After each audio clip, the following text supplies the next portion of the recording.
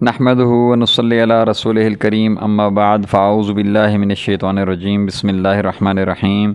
ناظرین کرام، آج کی حدیث کے سلسلے میں 45ویں حدیث کے ساتھ ہم آپ کی خدمت میں حاضر ہیں۔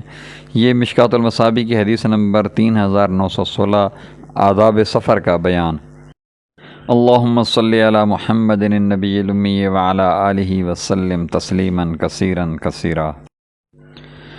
حضرت ابو ہریرہ رضی اللہ تعالی عنہ نبی کریم صلی اللہ علیہ وآلہ وسلم سے روایت کرتے ہیں، آپ صلی اللہ علیہ وسلم نے فرمایا، اپنے جانوروں کی پشتوں کو ممبر نہ بناؤ کہ ان پر سوار ہو کر اور انہیں روک کر باتیں کرتے رہو، کیونکہ اللہ تعالیٰ نے تو انہیں تمہارے لیے اس لیے مسخر کیا ہے کہ وہ تمہیں ایسی جگہ پہنچا دیں جہاں تم مشقت اٹھائے بغیر نہیں پہنچ سکتے تھے، اور تمہارے لیے زمین بنائی، تم اس پر اپنی ضرورتیں پوری کرو۔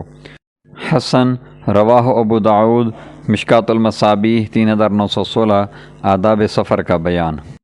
وآخر دعوانا ان الحمد للہ رب العالمین، والصلاة والسلام علی سید الانبیاء والمرسلین، خاتم النبیین، محمد رسول اللہ صلی اللہ علیہ وآلہ وسلم۔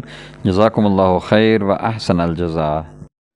جی ناظرین کرام، اگر آپ نے ابھی تک ہمارے چینل کو سبسکرائب نہیں کیا تو برائے مہربانی ہمارے چینل کو سبسکرائب کریں، ہماری ویڈیوز کو لائک کریں اور اپنے دوستوں سے شیئر کریں۔ جزاکم اللہ خیر و احسن الجزاء۔